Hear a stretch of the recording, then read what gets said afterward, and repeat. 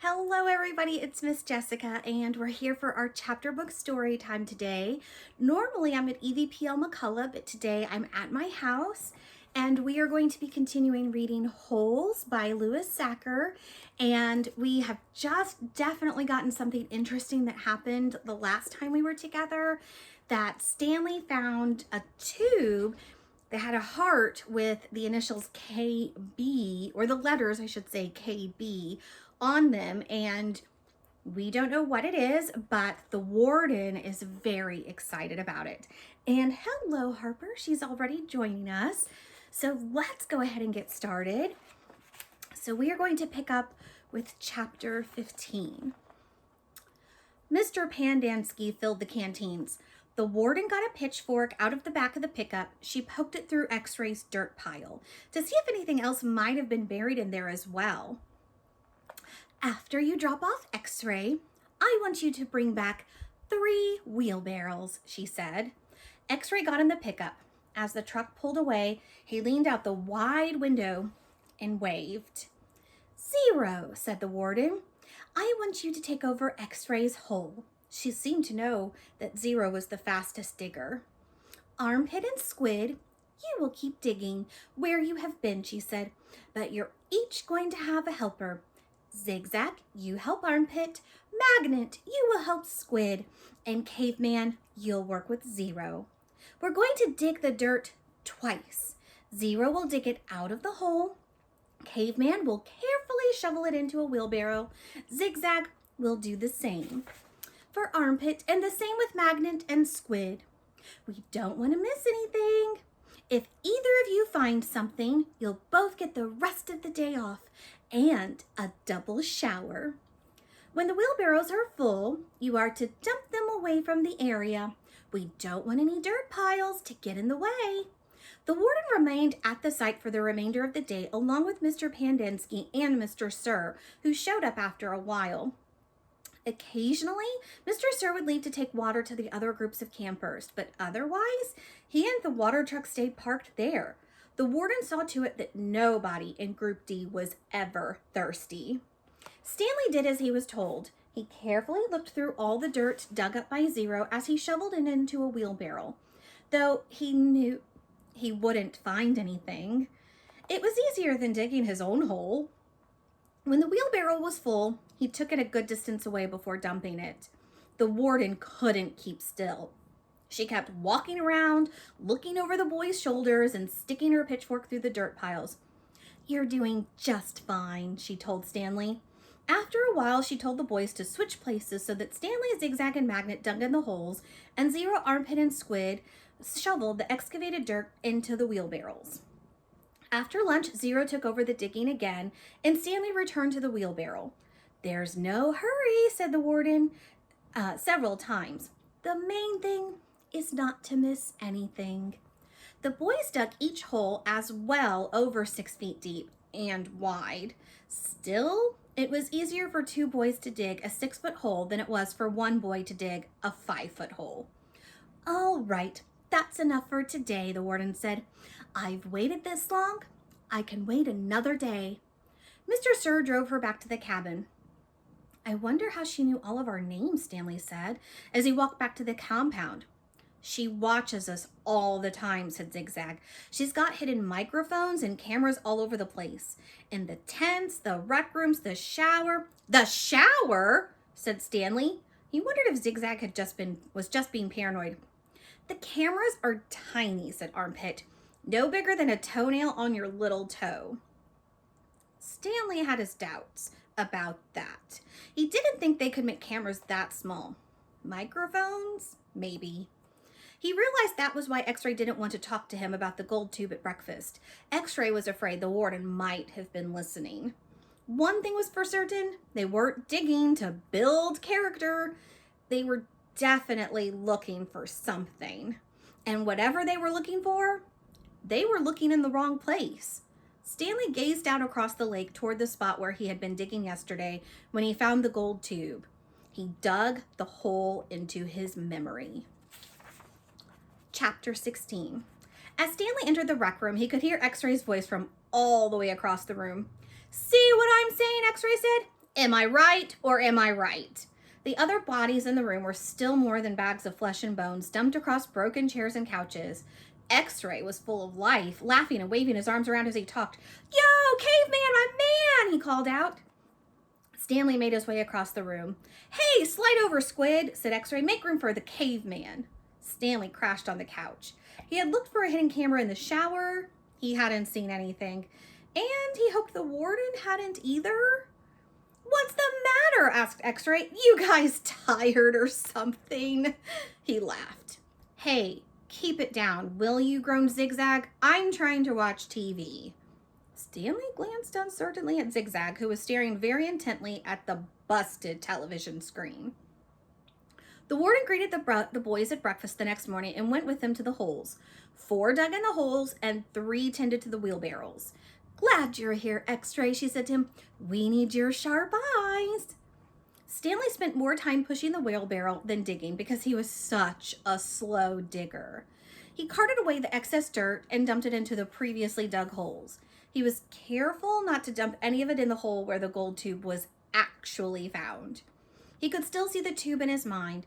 It seemed so familiar, but he just couldn't place it. He thought that it might have been from the lid to a fancy gold pin. KB could have been the initials of a famous author. The only famous authors he could think of were Charles Dickens, William Shakespeare, and Mark Twain. Besides, it didn't really look like the top of a pin. By lunchtime, the warden was beginning to lose her patience. She made them eat quickly and so they could get back to work. If you can't get them to work any faster, she told Mr. Sir, then you're going to have to climb down there and dig with them. After that, everyone worked faster, especially when Mr. Sir was watching them. Stanley practically ran when he pushed his wheelbarrow. Mr. Sir reminded them that they weren't Girl Scouts. They didn't quit digging until after another group had finished. Later, as Stanley sat sprawled across an understuffed chair, he tried to think of a way to tell the warden where the tube was really found without getting himself or X-Ray into trouble. It didn't seem possible. He even thought about sneaking out at night and digging in that hole by himself, but the last thing he wanted to do was, after digging all day, was to dig at night too. Besides, the shovels were locked up at night, presumably so they couldn't be used as weapons. Mr. Pandinsky entered the rec room. Stanley, he called as he made his way to him. His name's Caveman, said X-Ray. Stanley, said Mr. Pandinsky. My name's Caveman, said Stanley. Well, I have a letter for someone named Stanley Elnat, said Mr. Pandinsky. He turned over an envelope in his hands. It doesn't say Caveman anywhere. Thanks, said Stanley, taking it. It was from his mother. Who's it from? Squid asked. Your mother? Stanley put it in the big pocket of his pants. Aren't you going to read it to us? Armpit asked. Give him some space, said X-Ray. If Caveman doesn't want her to read to us, he doesn't have to. It's probably from his girlfriend. Stanley smiled. He read it later after the other boys had gone to dinner. Dear Stanley, it was wonderful to hear from you. Your letter made me feel like one of the other moms who can afford to send their kids to summer camp. I know it's not the same, but I am very proud of you for trying to make the best of a bad situation. Who knows, maybe something good will come of this. Your father thinks he's really close to a breakthrough on his sneaker project. I hope so. The landlord is threatening to evict us because of the odor. I feel sorry for the little old lady who lived in a shoe. It must have smelled awful. Love from both of us. What's so funny? Zero asked. It startled him. He thought Zero had gone to dinner with the others. Nothing, just something my mom wrote. What'd she say? Zero asked. Nothing. Oh, sorry, said Zero. Well, see, my dad, he's trying to invent a way to recycle old sneakers. So the apartment kind of smells bad because he's always cooking these old sneakers. So anyway, in the letter, my mom said she felt sorry for that little old lady who lived in a shoe, because it would have smelled bad in there. Zero stared blankly at him. Who knows? The nursery rhyme? Zero said nothing. You've heard the nursery rhyme about the little old lady who lived in a shoe? No. Stanley was amazed. How does it go? Asked Zero. Didn't you ever watch Sesame Street? Stanley asked. Zero stared blankly. Stanley headed on to dinner. He would have felt pretty silly reciting nursery rhymes at Camp Green Lake. Chapter 17. For the next week and a half, the boys continued to dig in and around the area where X-Ray had supposedly found the gold tube. They widened X-Ray's hole as well as the holes Armpit and Squid had been digging until the fourth day, when all three holes met and formed one big hole. As the days wore on, the warden became less and less patient. She arrived later in the morning and left earlier in the afternoon. Meanwhile, the boys continued to dig later and later.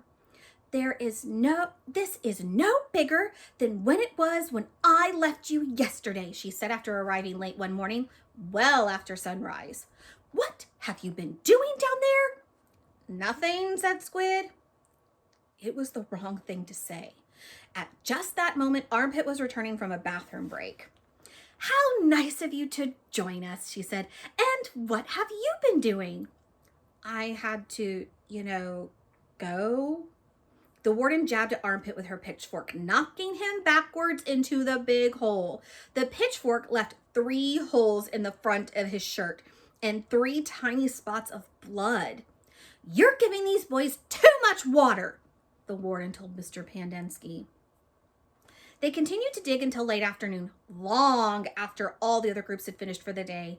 Stanley was down in the big hole along with the other 6 boys. They had stopped using the wheelbarrows. He dug his shovel into the side of the hole. He scooped up some dirt and was raising it to the surface when Zigzag's shovel caught him in the side of the head. He collapsed. He wasn't sure if he'd passed out or not. He looked up to see Zigzag's wild head staring down at him. I ain't digging that dirt up, Zigzag. That's your dirt. Hey, Mom, Magnet called. Caveman's been hurt. Stanley brought his fingers up to the side of his neck. He felt wet blood and a pretty big gash just below his ear. Magnet helped Stanley up to his feet, then up and out of the hole. Mr. Sir made a bandage out of a piece of a sack of sunflower seeds and taped it to Stanley's wound. Then he told him to get back to work. It isn't nap time. When Stanley returned to the hole, Zigzag was waiting for him. That's your dirt, Zigzag said. You have to dig it up. It's covering up my dirt. Stanley felt a little dizzy. He could see a small pile of dirt. It took him a moment to realize that it was the dirt which had been hit on his shovel when he was hit. He scooped it up, and then Zigzag dug his shovel into the ground underneath it where Stanley's dirt had been. Chapter 18. The next morning, Mr. Sir marched the boys to another section of the lake, and each boy dug his own hole 5 feet deep and 5 feet wide. Stanley was glad to be away from the big hole. At least now he knew how much he had to dig for the day, and it was a relief not to have the other shovel swinging past his face or the warden hanging around.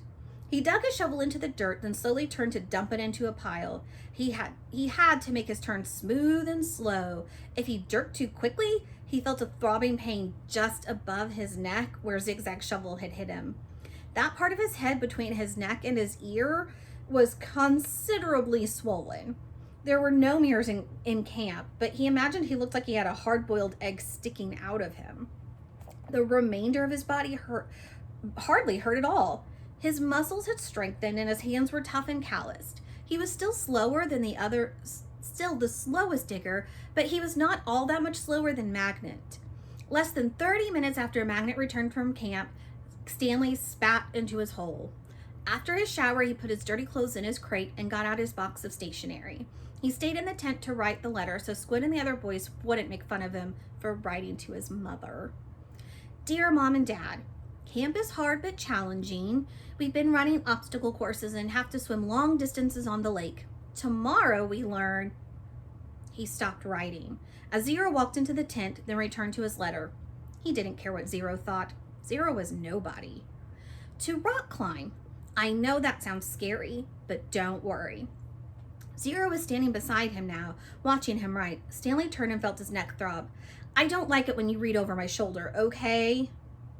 Zero said nothing. I'll be careful. It's not all fun and games here, but I think I'm getting a lot out of it. It builds character. The other boys... I don't know how, said Zero. What? Can you teach me? Stanley didn't know what he was talking about. Teach you what? To rock climb? Zero stared at him with penetrating eyes. What? Said Stanley. He was hot and tired and sore. I want to learn to read and write, said Zero. Stanley let out a short laugh. He wasn't laughing at Zero. He was just surprised. All the time he had thought Zero was reading over his shoulder. Sorry, he said. I don't know how to teach. After digging all day, he didn't have the strength to try to teach Zero to read and write. He needed to save his energy for the people who counted. You don't have to teach me to write, said Zero. Just to read. I don't have anybody to write to.